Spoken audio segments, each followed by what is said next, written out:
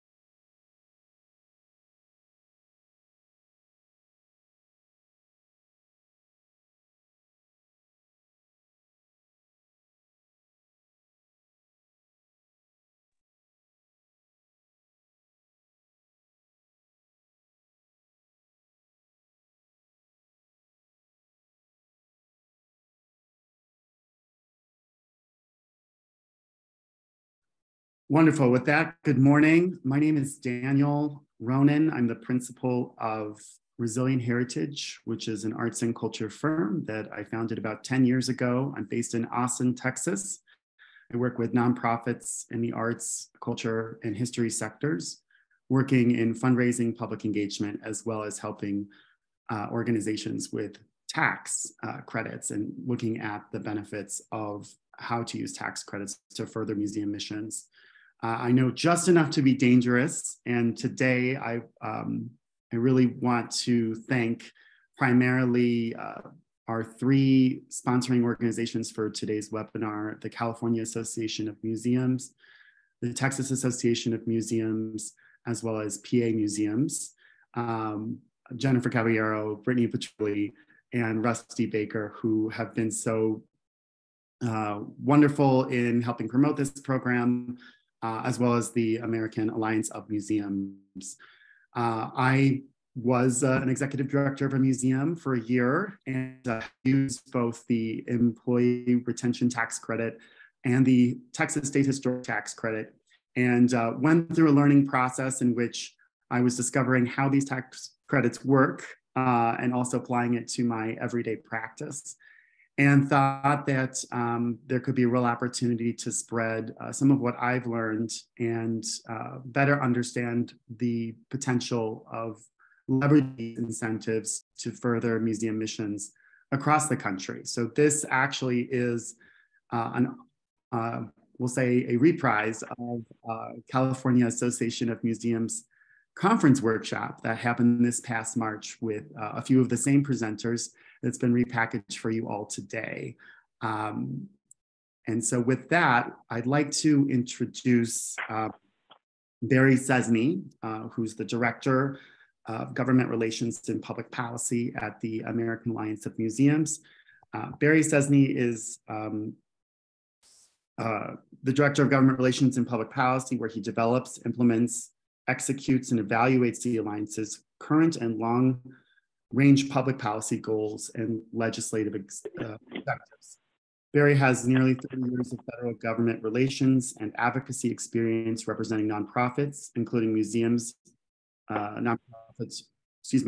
including museums, most recently as principal of Potomac Federal Consulting.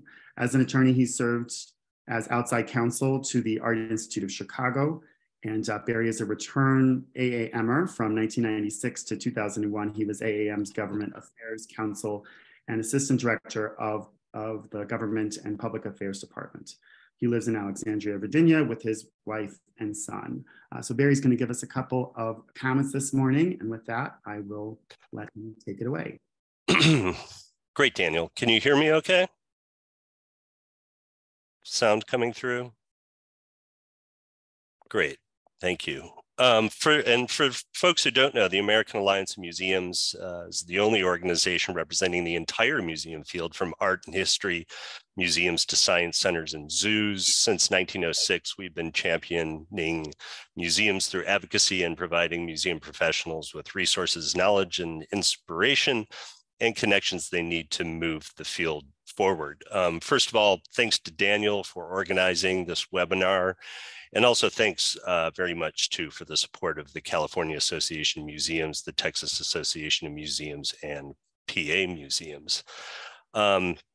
Well, from a public policy standpoint and from a museum standpoint, tax policy, with the vast majority of museums being nonprofit 501c3 organizations, is a top issue. It's certainly up there with federal appropriations for AAM, major advocacy issue. Oftentimes our focus is on preserving and expanding the charitable deduction, but that's certainly not to say that tax credits aren't as important as well. All resources become important. But I just at the outset, just a little bit of I'm going to put this in a little bit of a context in terms of the pandemic. Most recently, the pandemic inflicted grave damage on U.S. museums. As I said before, the vast majority of which are 501c3 nonprofit charitable organizations. Advocacy from AAM, as well as from museum professionals around the country, was critical in securing over $3 billion in federal relief funding for museums during this challenging time. This advocacy helped to ensure that museums were eligible for programs like the Shuttered Venues Operators Grants, the Paycheck Protection Program, and the Employee Retention Tax Credit, or ERTC. Many museums benefited from this funding, and for some of it, saved their institution from closing altogether. The importance of these programs demonstrates the tremendous value of continuing advocacy for museums. And like I said, one of those programs was the ERTC. There's other tax credits we're going to hear about today, but just to focus on the ERTC for a second, according to recent survey data, 1/3 of responding museums, about 34%, utilized the ERTC to help retain staff during the pandemic. Of those that utilized the ERTC, close to 60% said it was very important to helping their institution survive the pandemic. An additional 7% stated that their institution probably would not have survived the pandemic without it. Certainly AAM works to advocate for the entire museum field, but we can't and we don't do it alone. We count on our museum advocates, but we also work in coalition with the broader nonprofit sector, groups like the National Conference of Nonprofits, Independent Sector, YMCA of the USA, Red Cross, American Heart, Catholic Charities, and others. The income tax credit, we worked to change the income tax credit to the payroll tax credit. And it was created, the ERTC was created so nonprofits could benefit from it. They don't pay income taxes, but they do pay payroll taxes. And from what I understand, success in having the ERTC be part of relief funding was really the product of 10 years of lobbying efforts by the nonprofit sector. It was included in the CARES Act, and we worked to extend it in subsequent legislation going forward. But tax credits are not just a pandemic thing, and that's what we're here today to learn from Chitra and Adam. So I'm really looking forward to their presentations. And again, thank you to Daniel and the supporters for inviting me today.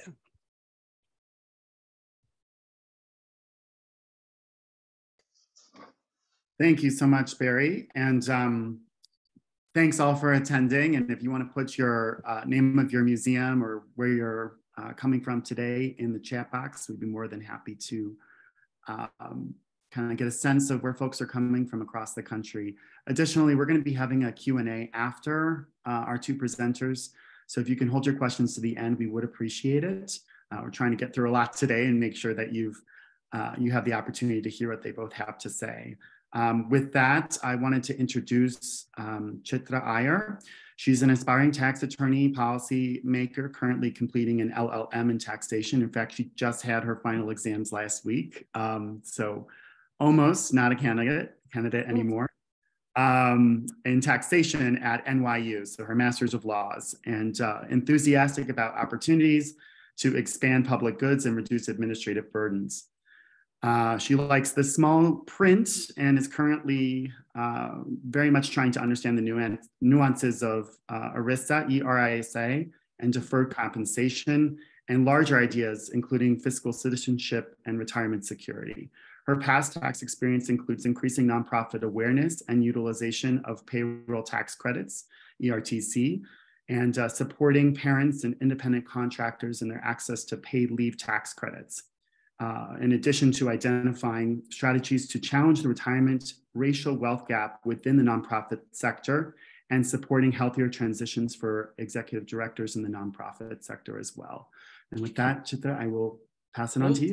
Thanks so much. Hi, everyone. It is great to be here. And thank you, Barry, for talking about the importance of tax credits. I am somewhat less exciting because my focus is primarily for this presentation on COVID tax credits. So it is limited. I think the exciting news is people are still eligible to claim them. Even though time has passed, there's still eligibility. I don't know in terms of the audience, and we can see when the questions arise of if people have already claimed them and no questions around, in which case this might be a little repetitive, or there might be some openings. So I am gonna go through the overview, but and then we'll see what happens with the Q&A. So if we can go to the next slide. So I think the really important thing to say here is just in terms of timing. So it is May right now. And if you've not claimed the tax credits we're going to talk about, which are, we're going to talk about the employee retention tax credit, which both Daniel and Barry referenced, and as well as the paid leave tax credit. I think the paid leave tax credit is less well known. For both of them, you have to apply within 3 years of the quarter that you're applying for. It doesn't matter what your system is, it's all calendar quarters. And so all of which to say is the first quarter, so if we go back to March 2020, they include March in there, even though technically March is Q1, but if we think about when the pandemic started, 2020, March, the real quarter is April through June. That's the first quarter you can claim any of these credits for. So you have until the end of that quarter, 3 years later. So basically end of June 2023. So that is if you haven't done this, you should claim it sooner rather than later, because there is a deadline. And after that, it doesn't appear that they're going to be extending it at all for this quarter. You can qualify for other quarters, but not this first quarter. The second thing is it makes a big difference on whether you have a PEO or not. And so a PEO, a professional employer organization, and some of the most popular ones are TriNet and JustWorks, Gusto. Paychex and ADP are interesting. Sometimes they're PEOs, sometimes they're just payroll providers. I don't want to go too much into that, but it makes a difference if you have a PEO because only they can claim it for you. So sort of the two questions are, have we applied for this? Three questions. Have we applied for this? If we haven't, might we be eligible, which hopefully you'll be able to answer by the end of my presentation. And then the third thing is going to be, do we have a PEO or not? Because if you use a PEO, again, they're the ones who have to file it. And so what I would say is if you realize that you might be eligible, you're not 100% sure, but you might be, and you haven't claimed it, what you need to do is check with your PEO about their deadline, because only then they can claim it for you. And if you don't know if you use a PEO or payroll provider, ask your finance person or your ops person, or we can talk about in the Q&A. But out of everything, I would say just time-wise, these would be the two things to really make sure that feel time sensitive. Next slide. So I'm going to go over some of these things. The slide deck is super dense, so all of this information is in there in detail. I'm going to try and do high level, but I think whenever one says they're going to do high level about taxes, it's totally a lie, because taxes are really in the weeds. So are tax credits. So this will be, let's just say, intermittent weediness of these 5 things. But I hope that these 5 C's help it keep it a little bit organized. So let's go to context. Next slide. And so this is just an important thing. And Barry said this, but I just want to reinforce this idea is this chart that we're seeing right here is about how the federal budget basically is funded. What are all the taxes that funded? And if what you can see here is payroll tax, which is in yellow. What you can see is over time, payroll taxes, which started being small, end up being a fairly significant part of the budget, whereas corporate income tax, right, starts to decrease in terms of its significance. So nonprofits aren't paying, they're tax exempt. That doesn't mean that you all don't pay individual income taxes, right? You work at a nonprofit, you pay your individual income tax. The only thing that you're exempt from is at the state level, right? Potentially property tax or state tax. This is the federal look.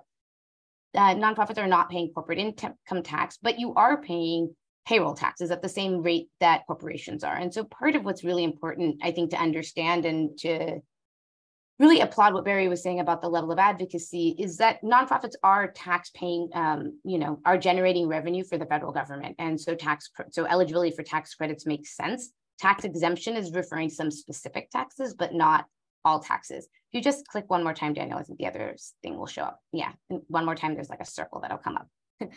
Just to make sure that we're all on the same page about when we're talking about payroll taxes, right? I mean, I think we're all grown-ups here, so we're past that age when we're shocked when we get our first paycheck and we're like, who is FICA and why did they take all my money? And so there are withholdings, which are often about our individual income taxes. There is FICA that we pay as employees, and then there is what employers pay on top of it. And that's what we're talking about here. We're talking about the employer portion of your payroll taxes and getting a credit for that. Importantly, we can go to the next slide. Importantly, you can often get back. You can actually keep clicking through. You can get back even more. Yeah. Just in terms of just a little thing on how this works, payroll taxes every time or every few weeks, right? It might coincide with your payroll cycle, it might not. Payroll taxes are really important because they're going into the Social Security Trust. It goes directly to the US Treasury. There's huge fines even if you're late on this. And so the important thing is the reason that tax credits work and are fairly efficient is because there is already a method of communicating between your bank and the US Treasury, right? So there's already a direct channel here. And so part of why the reason that employee retention tax credits in some ways are easier logistically, I would say, than the PPP loans is if you imagine there was all the banks and all the issues with the banks and there are different forms and all of that. And there was this intermediary. For tax credits, we're actually just you're not dealing with any intermediary. It's the US Treasury and your bank, and they've already been talking to each other.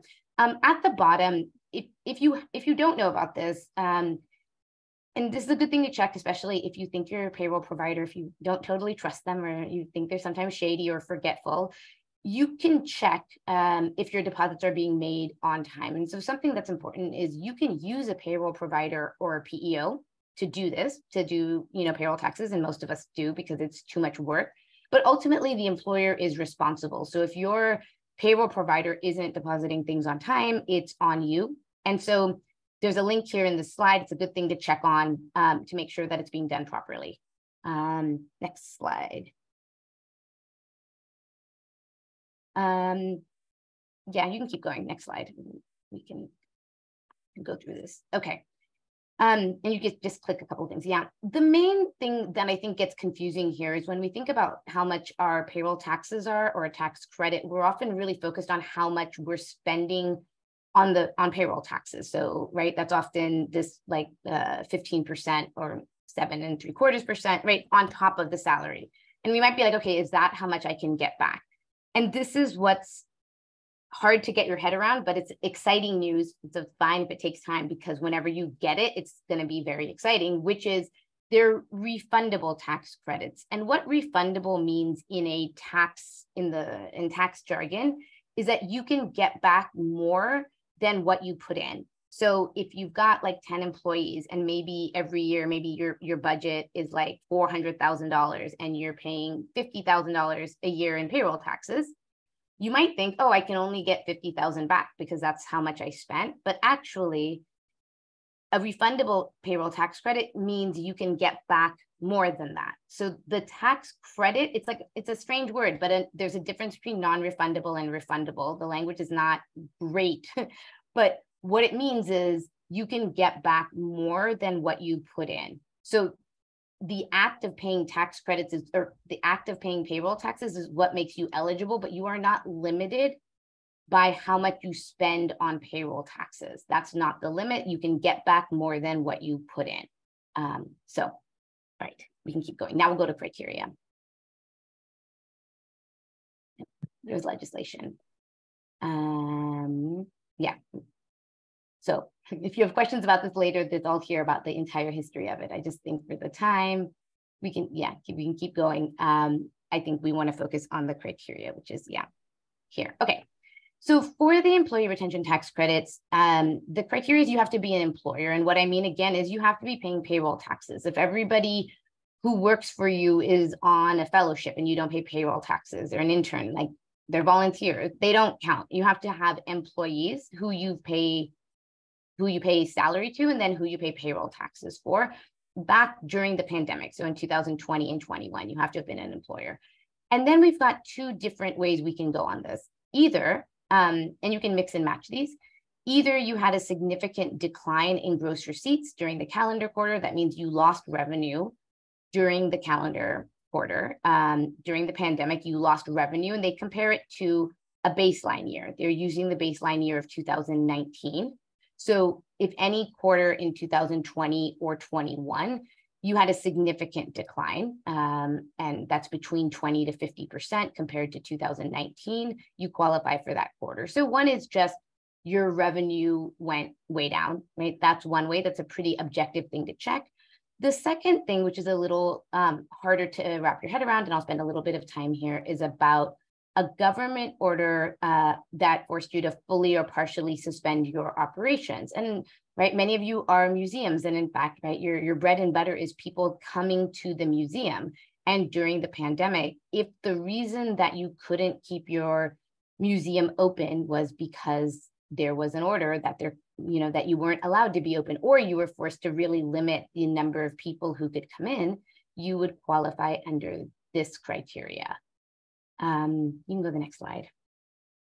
So this just is for the first one. So I said the gross receipts test is between 20 and 50%. Basically, for 2020, when they first introduced the credit, it was a pretty stringent, they wanted a pretty high bar. And so you had to have a 50% reduction. So that means for any quarter in 2020, did you have gross receipts, your overall revenue, was it less than 50% of that same quarter in 2019? Again, doesn't matter if you operate on a different fiscal calendar, you're only looking at calendar quarters here. That's what the IRS is going by. So this could mean that you can just check your financials. If you don't operate on a calendar quarter, it means a little bit of piecing things together from multiple fiscal years, but usually doable to be able to figure out.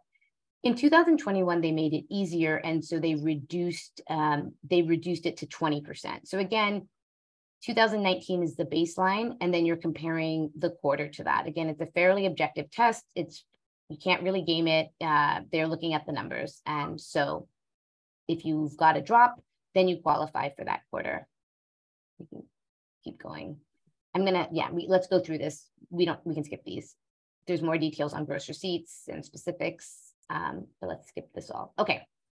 Government order is a little bit more significant. And this is what I was saying is where you ordered to close your museum. And what's really important here is the difference between a government order and not a government order. So if the government recommended, right, and said, it's a good idea to stay safe, and you were like, okay, let's close our doors, that doesn't count. It actually has to have been an order. And so it really makes a difference of what state you are in, right? Some states like California, New York, Massachusetts, Washington, DC had orders in effect for a really long time that limited people opening.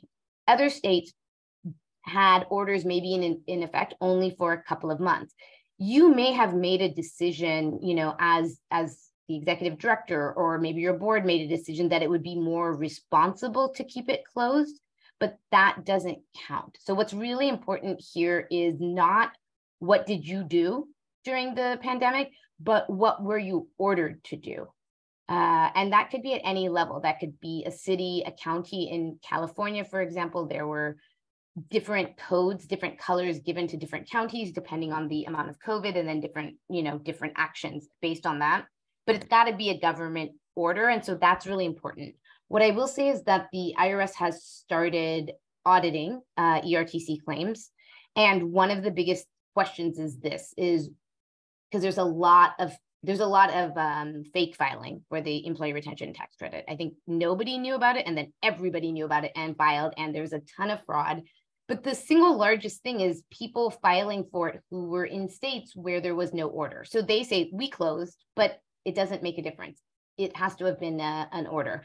In this slide, again, you're going to get everything afterwards. There's this link, which is, sorry, not fully in blue or white, but I think the link works. And that's a link to all the state orders across the country. And so part of what you're looking for is, were we in fact subject to a state order, right? You may have done it either way, doesn't make a difference. What you're looking for is, are you in a state that has that order? Yeah. And so it doesn't necessarily mean that the government ordered you to close your doors, right? It could be that they said you can only allow in this many people at a time, that you have to operate only these hours, that you can't have drop-ins, right? So I think part of this question is just how were you impacted by it? So that's the government order. And I think we should keep going to the paid leave stuff because that's a little bit different. But lots of details here if you want to dig in later. Yeah, go one more slide. Oh, even more slides. Okay, let's go. Yes, great. So what is less well known than I think the employee retention tax credits are paid leave tax credits. And paid leave tax credits is in response to the fact that the majority of small businesses in this country don't offer paid leave. And so when people may have been sick with COVID or their kid was at home because their schools were closed, they had to choose between going to work, and potentially, causing public health problems or not getting paid. And so the government thought, let's make this easier. We're going to reimburse you. And so what does this mean for a place that actually does have leave? It means that you get rewarded for doing the right thing. So a lot of places, I think, ended up having like unlimited leave during the pandemic or just really flexible working hours. And the basic question here is, did people have to make up hours if they were out for any of these reasons? And so the reasons below are like they're quarantined, they're self-quarantining, they're feeling sick and they think they might have COVID. They do have COVID, they're getting vaccinated, or they're taking care of somebody who's in this situation, right? So they're taking care of their mom who's sick, or their neighbor. They're taking their neighbor for a vaccine, right? Or were they taking care of their child? And the child care is really interesting because that doesn't actually even have to be any of these reasons. It could just be because child care is not available. Child for these purposes is defined up to being 18 years old. And right, people sometimes are like, well, what childcare am I doing for my teenager? And I think any parent, though, if you think about what the pandemic was like and acting like a full-time chef for your child, or like being like, you need to turn on, you need to like engage with your online schoolwork. If your own work, if an employee's work was disrupted by the fact that they were doing, that their child was at home because of the pandemic, not a baby, right? Could be a teenager, and an employee ends up doing less work, right? So basically is like, listen, I can't, like I'm not going to work during 2 hours during lunch every day because my kid is home or whatever it is. Those hours get reimbursed to you, the employer. If right, and if it's like, well, I'm not going to do it during the day, but at 2 o'clock in the morning, I'm going to make it all up, then you don't get reimbursed, right? And so this is the thing of like trying to promote some honesty of like, were you grinding yourself into the ground, or did you just decide to be like, you know what, some stuff isn't getting done and we're going to let those hours go? And that's the question of whether people were ultimately doing those hours and making them up somehow, right, middle of the night, later that week, or were they not making, like, did they essentially get leave? If they get leave, you can get reimbursed for those hours. And again, as I said at the beginning, that's still claimable, right? It's claimable for a while for different quarters. For that second quarter in 2020, so April through June 2020, you can claim this up till the end of June 2023. We go to the next slide. So in terms of, oh, sorry, let's go back one. Okay. In terms of how much leave we're talking about here, basically everybody, any employee would be eligible for 2 weeks, right? Basically 2 weeks of additional leave. It depends if you're full-time, that would be 80 hours. If you're not, it would be that amount of hours, but that's everybody. It's 2 different time chunks. So one is April 2020 through March 31st. And then there's this sort of like shortened period, but in both cases, you get up to 80 hours for any kind of sick leave. The bigger thing, which hopefully is on the next slide, or is it deleted? Sorry, go to the next slide. Oh, okay. I'm just going to say this thing, which is very exciting, and I'll add the slide before we send it out. But the childcare leave is actually an additional 10 weeks. And so, sorry, the slide doesn't say it, but the big news is the childcare, again, is an additional 10 weeks. So you can get reimbursed for all of that. It doesn't have to have been taken in weeks or even days. If you took 2 hours off, if you started working 30 hours a week instead of 40 hours a week, and there's some kind of documentation, you can get it back. Okay, I'm almost done, and we can talk about the amount of money you're going to get. So this is the big thing is how much money you're going to get. Basically, for the sick leave, you can get basically reimbursed for your actual wages, like up to $511 a day, so $5,000 total. Again, there's 2 periods of that, so like up to $10,000 per an employee. For the caregiving leave, I feel like this is kind of gendered because they give you less money for it, but it's up to $2,000 for taking care of somebody. For parental leave, it's up to $10,000. So in total, you can get up to about like $15,000 through these paid leave tax credits. Yeah, and I think we can leave it. I think given the amount of time, I think in addition to the employee retention tax credit, I think the next slide has the employee retention tax credit calculations. Yeah, go one more. Yeah, so for the employee retention tax credits, you can get up to $12,000 per an employee. Up to $26,000 per an employee, $5,000 for 2020, $7,000 per employee per quarter. So it's a lot of money. It's $26,000 per an employee, but the paid leave tax credits are not that far behind. So again, if you gave people leave and you've got some documentation of it, later in the slideshow, there's some slides about what you need for documentation, you can actually get reimbursed for the money for the thing that you do on the regular, which is probably having really good leave packages, because in general, nonprofits do much better than small business on this. And so this is a chance to actually get rewarded for it. And with that, I'm going to end so that I don't go over time. All right, thank you so much, Chitra. We're going to continue our presentation, and there'll be time for Q&A at the end of our session with both of our presenters. In the meantime, I want to introduce Adam Markwood. Adam Markwood is the Director of Investments at Brian Wischneff and Associates. And his work involves the identification, securing and closing of tax credit transactions throughout the United States. Since joining Brian Wischneff and Associates, also referred to as Wischneff, in 2008, Markwood has closed on over $800 million in 75 tax credit projects during that time period, including managing dozens of syndication investments from closing through to asset management and partnership exit. Prior to joining Wischneff, Markwood worked for a national architecture and planning firm and has been a member of several professional boards. Markwood, or Adam, is an adjunct professor at Virginia Tech and is a frequent speaker at conferences regarding just this, tax credit related development and syndication. And today he'll be talking about the state and federal historic tax credits and new markets tax credits. Thank you so much, Adam. Yeah, thank you, Daniel. I'm happy to be here, and hopefully this will be helpful for some of you guys. So you can go to the next slide. Yeah, so this is just, I mean, Daniel kind of mentioned most of this, but generally what we do is we specialize in helping all different types of projects to access tax credits, so everything from universities to municipalities to for-profit groups to economic development agencies and kind of anybody and everybody in between. Unfortunately, there is sort of program infrastructure that can allow tax exempt entities to use these credits. And so we've done, a number of museum projects, and it certainly can work. And there are some things that can knock you out, and I'll talk about those. But so we can go on to the next slide, Daniel. This is just a very rough agenda. Hopefully you guys will have an understanding of kind of how to qualify, what the mechanics are, the steps to qualify. Go ahead.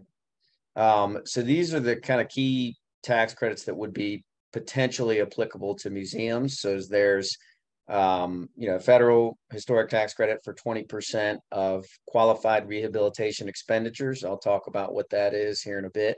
Right now, I think there's almost 40, 37 or 38, and there's several states that are flirting with instituting state historic tax credit programs, and they have varying levels of effectiveness. And we can talk about that a little bit, but most of the states that have implemented programs have pretty robust programs, and which is, obviously helpful for projects.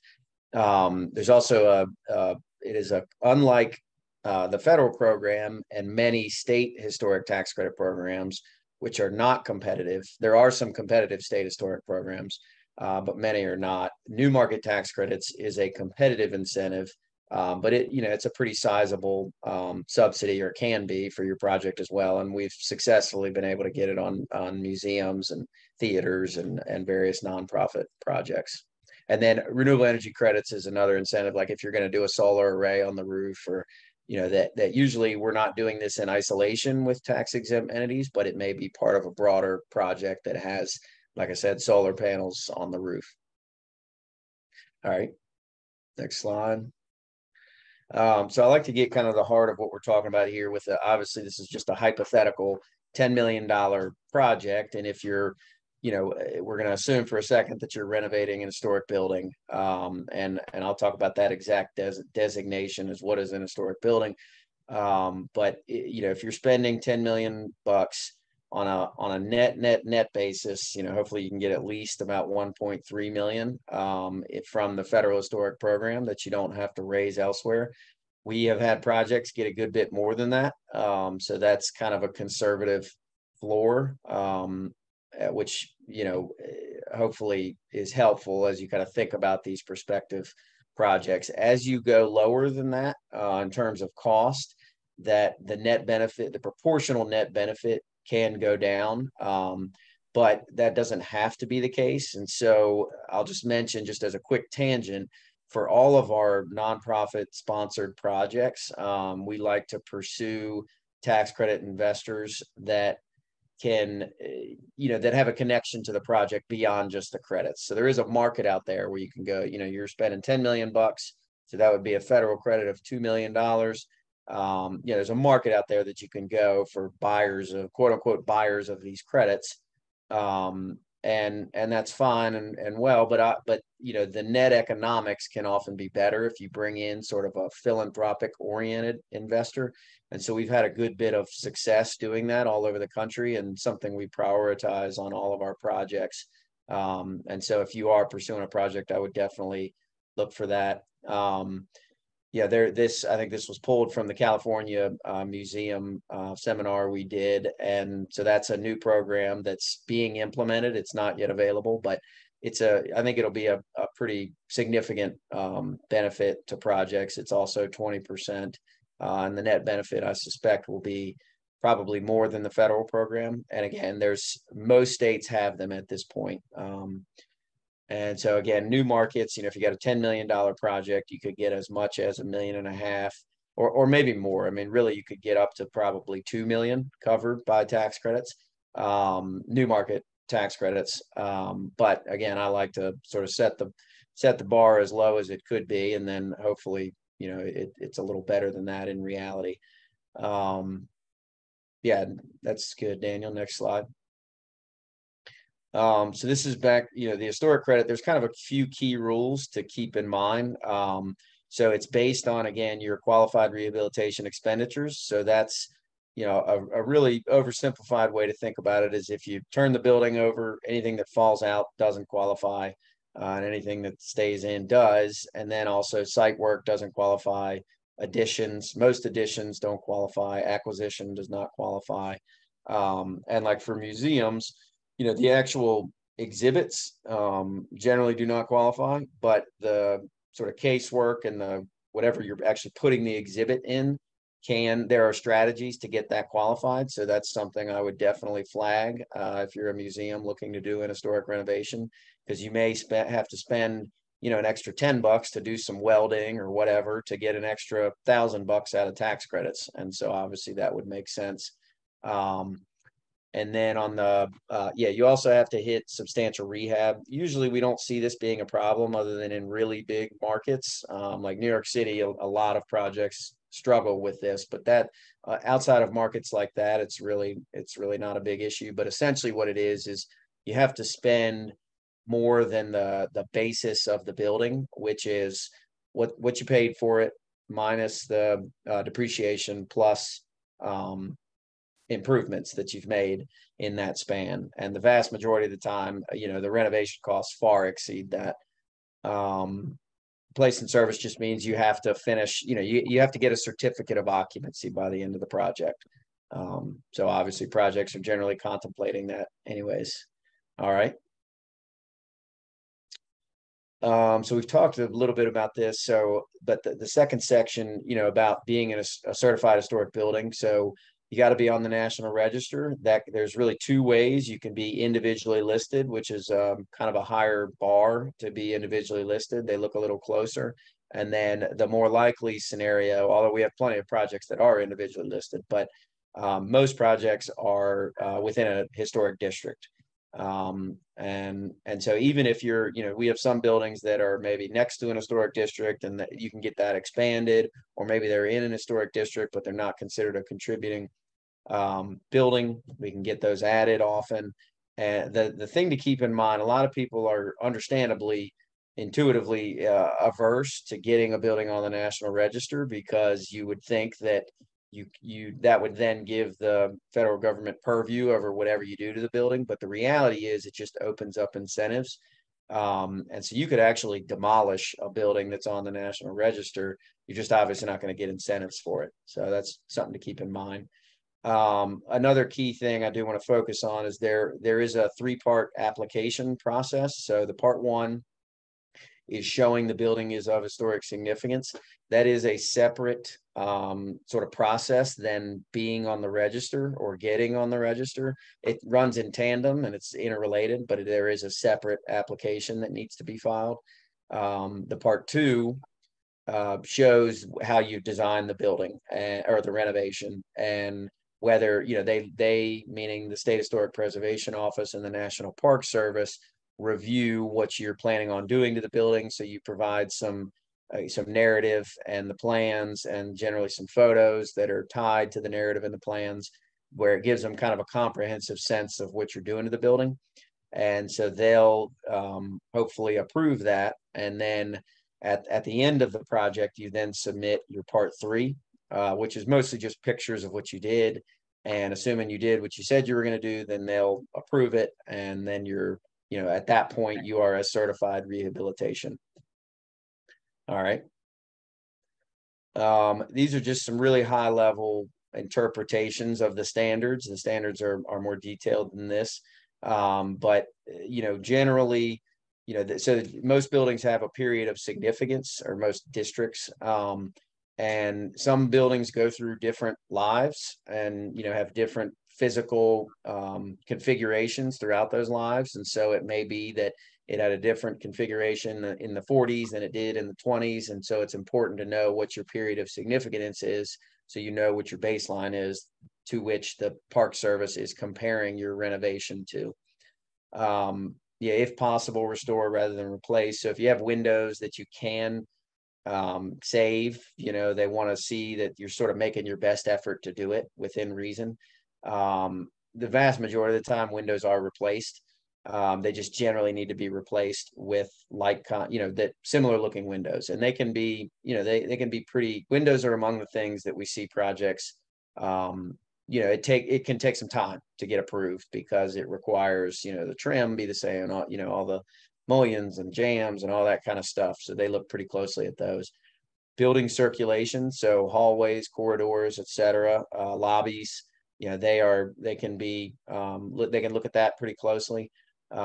Additions, they don't want your addition to look like the historical building. So they can be flexible with additions as long as you're not putting an addition like right on the facade, the main facade, or they don't like that. But if you're doing it on the side or the back, they generally are amenable to it as long as it's not dominating the historic building, and also it's very obviously an addition and you're not trying to sort of fake that it's part of the historic building. You definitely should be interacting with SHPO as early as State Historic Preservation Office, which each state, of course, has one. And you want to be interacting with them as early as possible so that as you're designing it, you're not taking any steps you're going to have to reverse. All right. So yeah, this is the California program that's coming along.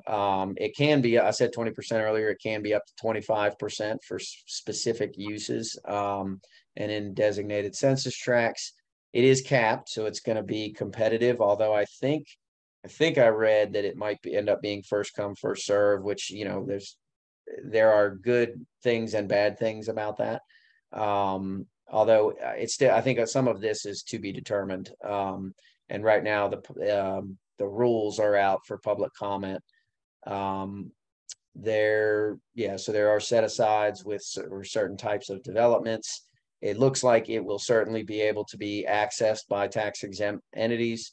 It can be used in a year, which is good. That will increase the price. So states that do have programs that can be used in a year, like most of them do, but like Texas and Virginia and West Virginia, the pricing in those states can be as high as, in the 90s. So if you have $1 million of state tax credits, you're going to get 900,000 or maybe a little more for those when you sell them to whoever the buyer is. So, whereas if they have to be taken over a number of years, then the pricing is typically lower than that. All right. So this is Texas and Pennsylvania. So Texas has among the best in the country because it's completely unlimited. There's no cap. It's 25% of your QRE. It definitely can be monetized by tax exempt entities. In fact, it's even more flexible than most state programs in that context. It's freely transferable. That just means you can sell it versus having to allocate it through a partnership. Like you have to do with the federal program and Virginia and likely California and some others. It can also be used in a year. So we've seen projects, get pricing as high as, 94 cents or so. So it's a really great program. Pennsylvania, it is 25% of QRE, but unfortunately it is capped. This is my fault, Daniel. The 3 million actually should be 5 million. So if we send this out, we can correct that.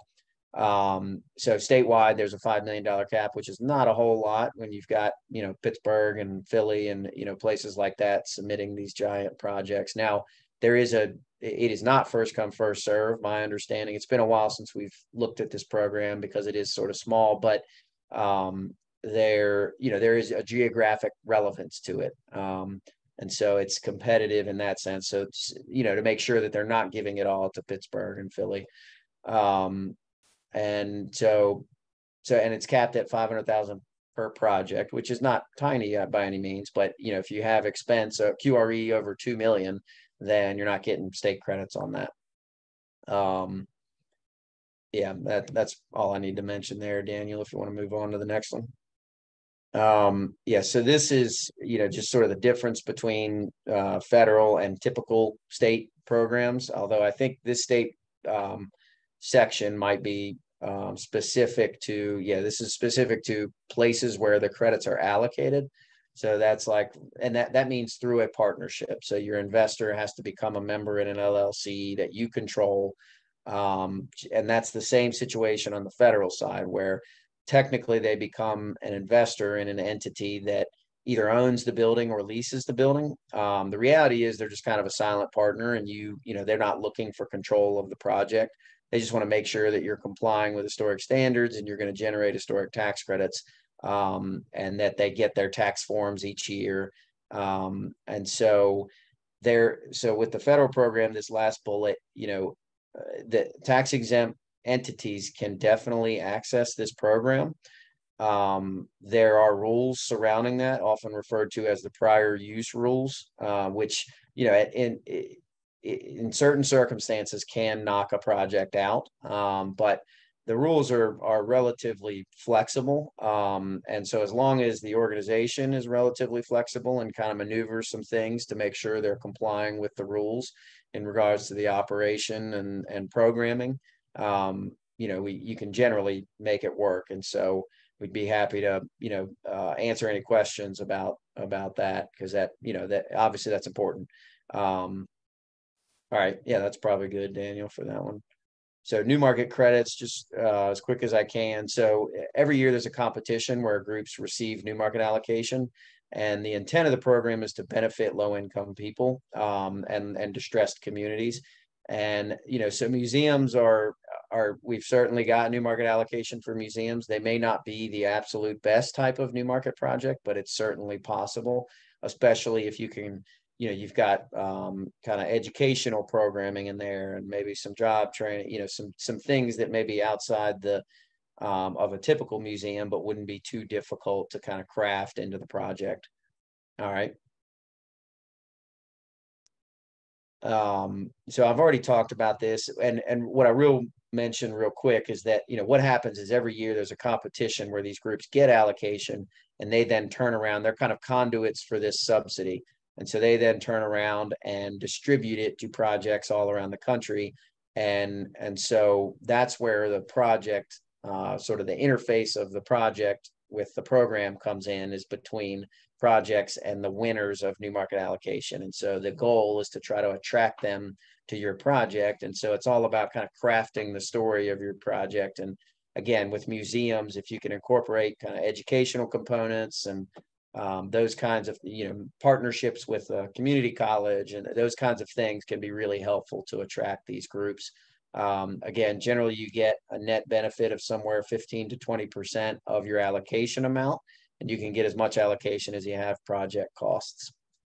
All right, next slide. This is way in the weeds. I mean, this is just, you can skip this, Daniel. That's just for everybody's reference in terms of how you get to the net benefit. So real quickly, what generally the steps are that you create a kind of a marketing piece that accents all the key elements of the project as it relates to the new market program. So how many jobs are you creating? How many people do you anticipate coming through here? What programs do you have for low income participation? What educational programs, et cetera? So you put all that in a package.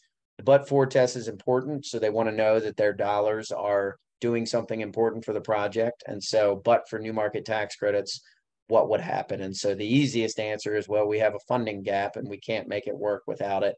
But there are other ways to answer that question. I think we've talked about those others, so we can move on from those. Renewable energy. So this is actually back up to 30% instead of 26%. So we can correct that as well. And again, usually for clients like museums and theaters, et cetera, it may just be sort of ancillary to the broader project, but it's certainly something that you can capture if you do have a solar array, for example, as part of the project. Real quick, this is just a museum or a consortium of museum projects that we did where we got new markets and historic tax credits. They covered roughly half of the project cost, and so they were obviously imperative to making it work. And this was in my hometown of Roanoke, Virginia. All right.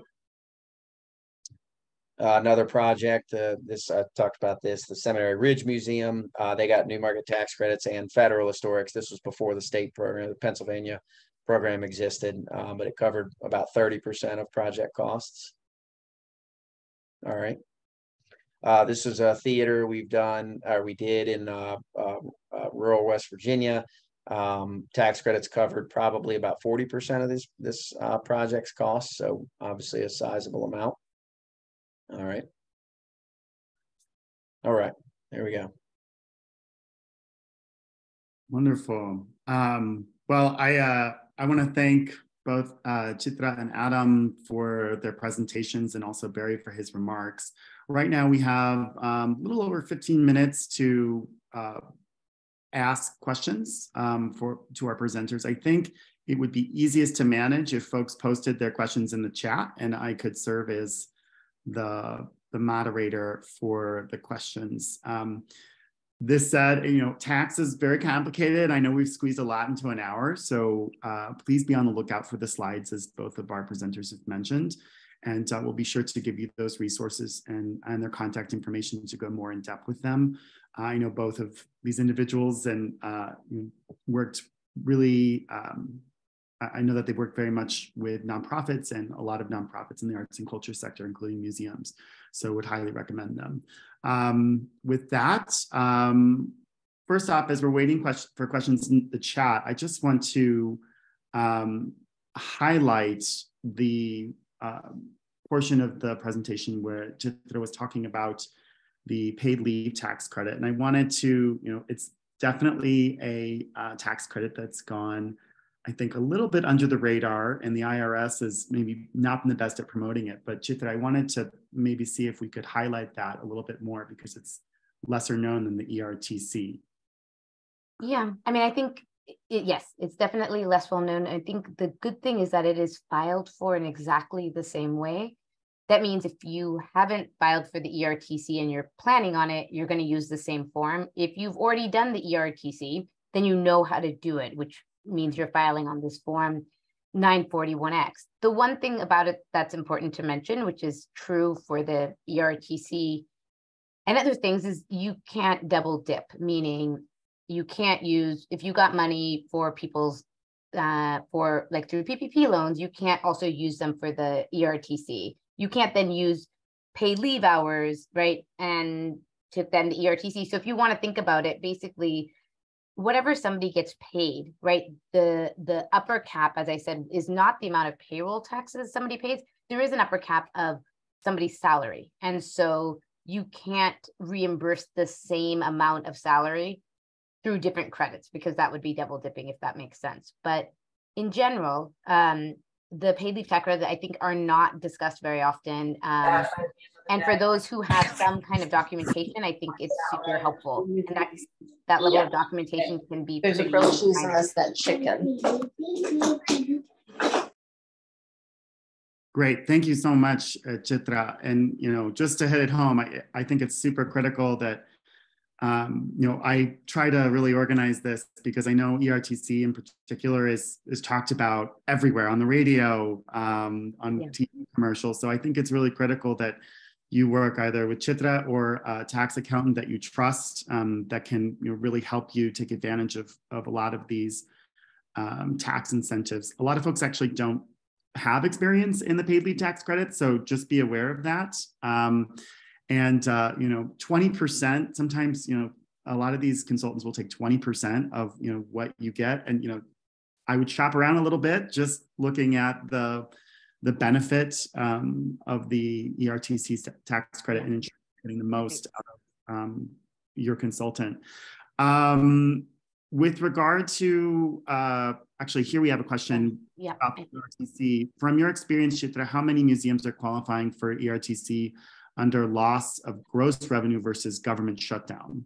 I mean, I think museums in California, for example, qualifying under shutdown, right? They may also qualify under the gross receipts, but it doesn't matter, because the period in California when places were subject to government order pretty much spans almost all of the eligible quarters. So it's a clean, easy one, right? And I think other places where you didn't have government orders in effect the same way, I think it's a mix and match, right? So often this first quarter two, let's just say like April through June 2020, a lot of places did have shutdown orders.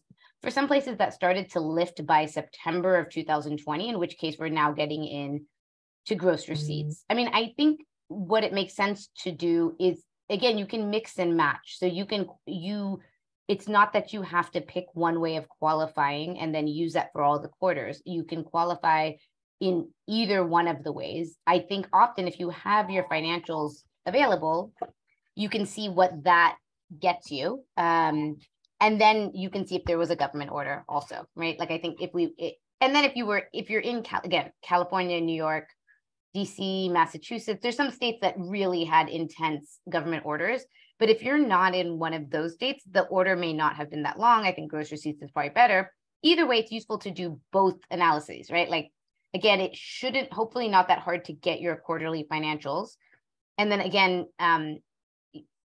if you don't know whether your state was subject, if you were subject to a government order, my guess is probably not, or it was really limited, right? So I think the question, like, I think if you were in Texas, I don't think there is a huge, I think you're probably better off with gross receipts is my guess, because I think any government orders were not in effect for long enough to make it that lucrative. I could be wrong here, but I think in general, this sort of follows blue state, red state kind of guidelines. Like, you know, unfortunately, if you are not in a California or in New York, I think other states may have had some shutdown orders, but they were just far more time limited, but you may be able to get a quarter in there, you know, again, but you can mix and match. So you don't have to stick to one strategy.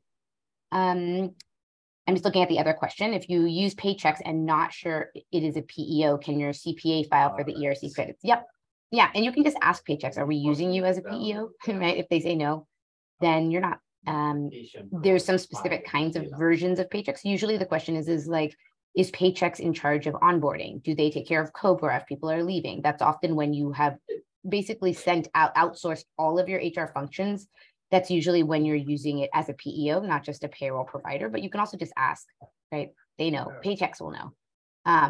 And so, yeah, then your CPA can totally file for it.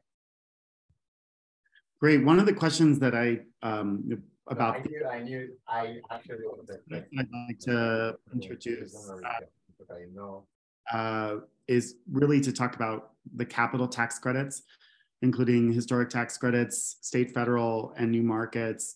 Part of what I think is great about these programs is that they're really about incentivizing development where development wouldn't necessarily happen. Historic buildings are notoriously difficult to adapt and redevelop, and also tend to be in lower income census tracts.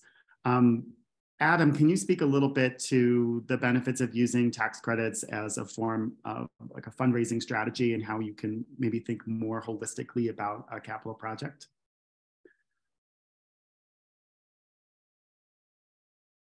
Oh, Adam, looks like you're on mute.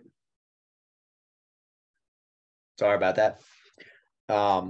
Yeah, we often get involved early on in projects, kind of well before the whole tax credit process takes place, to do that very thing, to help, you know, leverage the future cash that they're going to get from the tax credits, whatever tax credit programs are applicable, to, you know, be part of the either application for grants or in, you know, kind of pitch materials for a capital campaign, et cetera. And so, you know, especially with the federal and most state historic programs where they're not competitive, you know, it's dollars that you can say with a straight face that you're going to get. So if, you know, we're spending $10 million, we're going to get, I'm just making numbers up, but we're going to get $3 million of that paid for with historic tax credits. So you can frame that in your kind of fundraising efforts that, you know, you're already matching 30% of every dollar that you're raised. And so, Daniel, is that what you're getting at, or did I miss it?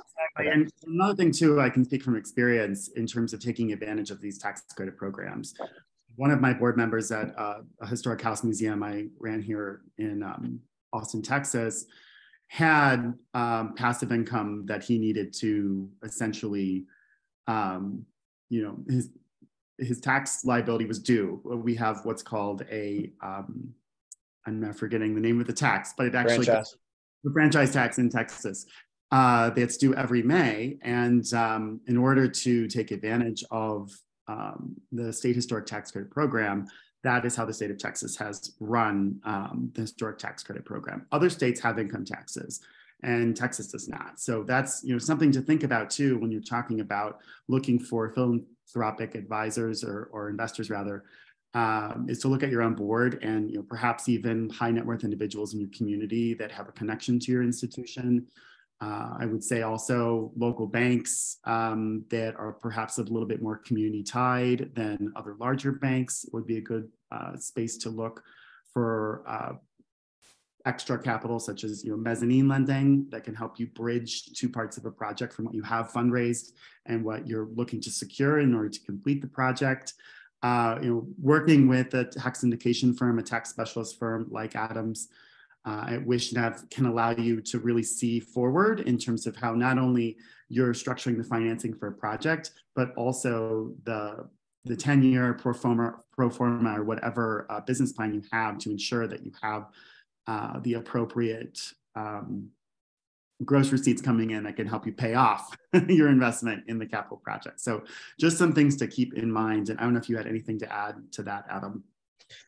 No, I mean, the only thing I will add is that just to reinforce what you said, which is that the vast majority of the time when we are able to pull in sort of a philanthropic oriented investor, tax credit investor, it has been through a connection with that the client made. So board, like you said, board connections, et cetera. It's not us going out to the market, because we may not be connected in any given market, but our clients generally are, already have connections with companies, high net worth individuals, et cetera, that can use the credits. And just checking the chat, I don't see any other questions, but I want to ask Barry. I know that there are lots of initiatives, and especially the museum's advocacy day that happens every February in DC, a global pandemic notwithstanding. Are there any other tax issues that we should be looking at in terms of helping benefit museums? Sure. Good question. In fact, I just got off a telephone call just before this, and I can put in the chat some of our recent advocacy alerts, but there is a bill that was introduced last Congress. We were successful in getting it reintroduced this Congress in the Senate several weeks ago, and it's just about to be reintroduced in the House tomorrow, called the Charitable Act, which would allow folks who don't itemize their charitable deductions to take a significant charitable deduction. So it would provide, roughly the 80% of folks who don't itemize, because most everybody takes advantage of the standard deduction, would allow them what they call an above the line deduction. So they're smaller donations but significant, and it's not clear. Congress generally doesn't do piecemeal tax legislation. They usually wait for a big package and shove everything in there, and it's not clear what if any tax vehicle is going to be going through this Congress. But we're working right now to try to gain. I would say if folks are out there interested, and we encourage them to help, are interested in strengthening the charitable deduction, then encourage your senators and your representative to co-sponsor these bills. And I'll throw something in the chat in a minute. But actually, if you don't mind, if I actually have a question for Adam, the new market tax credit investor process has always just been kind of a mystery to me. So, I mean, how does the process work? I mean, does somebody just decide, hey, I'm going to be a new market tax credit and then how would, like, a museum that maybe doesn't have a connection that it made serendipitously to somebody on their board would go out and figure out how to find a new markets tax credit investor? So anyway, just a little bit more about that process. Yeah, no, it's a good question. And you're right to make a distinction sort of between the investor and the CDE. So the CDE, again, that stands for Community Development Entity. So that's the group that has actually received the allocation. The hard part, generally speaking, of a new market transaction is getting the CDE on board to provide allocation. In terms of the actual investor, and the reason you need an investor is because that allocation, when it hits a project, generates tax credits, but you need somebody to buy these tax credits or invest in them. And so that's why you need the new market investor to actually turn it into cash for the project. now and then, a quick tangent, now and then it can be the same entity. So like US Bank, PNC, Wells Fargo long ago, folks like that have created CDEs and have also gotten new market allocation. And so sometimes, this is kind of rare these days, but it can be the same entity, the CDE and the new market investor. Way more often than not, though, it's a CDE with allocation, and then you've got like a US Bank or, and there's probably only a couple dozen investors out there, new market investors, because it's just sort of just by the nature of the program, that's just kind of how it's evolved. And unlike historic tax credits, we have, bringing on sort of a philanthropic oriented investor for the new market credits is not, or has not been, a viable strategy because of sort of the way the new market program is written. It's really geared towards banks looking for CRA credit. And so folks that can't benefit from don't need CRA credit, it's hard to be competitive. And so, the vast majority of the time with new markets, it's, you just kind of make a phone call or send the package to one of the couple dozen, large, generally financial institutions that take these credits. And usually, it's not too heavy of a lift to bring them on. Again, it's kind of the allocation side that can be difficult.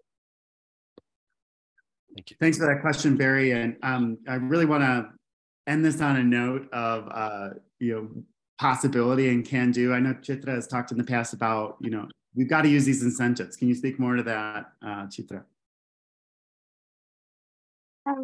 I think just that it's really exciting. I think the fact that these tax credits at least are available to nonprofits is because it's not happenstance, right? It's the result of years of lobbying. And so what's really important is making use of them, right? And so I think part of it is there is a way in which we often forget all of the labor that goes into getting them, but there's been all of this effort. And I think I think sometimes we all don't do the best communications about these opportunities. I think the IRS doesn't do the best communications. And so I think it's one of these things that when we sort of have this, taxes is hard, or we'll leave tax for the finance people rather as opposed to the development folks thinking about raising money. I think we often miss these opportunities. And I think tax credits are this interesting place where, development and finance intersect as well as your executive leadership. And it's exciting to do. And I think it is in the weeds, but it is not necessarily super hard. And it's an important thing to really engage in, both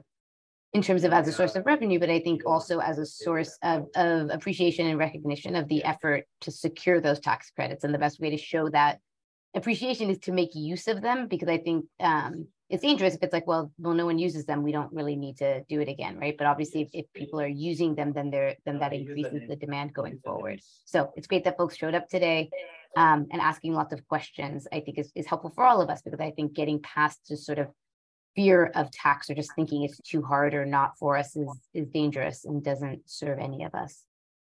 Yeah. Thank you so much, Chitra, to use these incentives lest we lose them. So thank you for all your work in museums advocacy, everyone on the call, as well as our esteemed panel, Barry Cesny of the American Alliance of Museums, as well as Adam Markwood of Wishniff and Associates, and Chitra Iyer. Really appreciate your time today. We have posted a survey link for y'all to fill out, so let us know how we did. And we're happy to connect you to individual panelists as well. We'll be sending the deck of presentations, so you'll have access to that and the additional information. And with that, I hope you all have a great afternoon. Thank you so much. Bye-bye. Bye.